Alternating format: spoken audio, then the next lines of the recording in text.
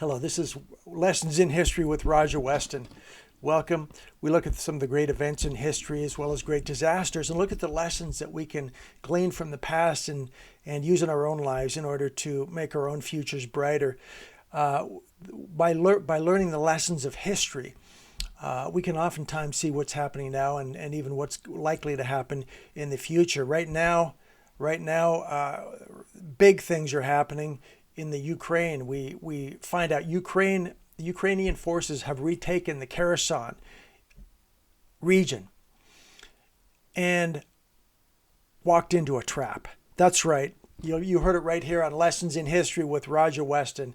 The Ukrainians have, by retaking the Kherson region, the same region that they've been bombing, they're supposedly their own people. They've been bombing their own people.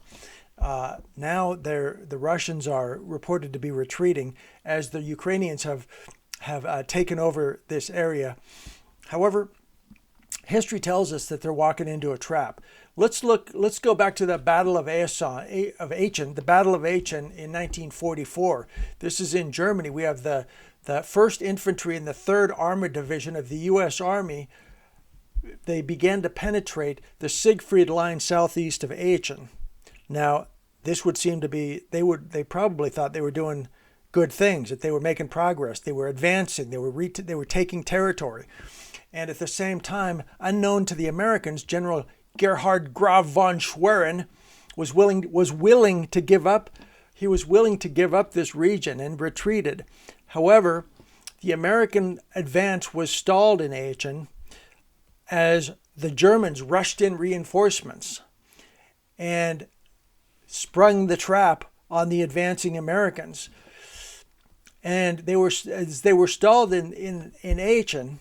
By October, vicious street fighting was being carried out in Aachen, and the Germans were using the sewer system to spring surprise counterattacks on the Americans.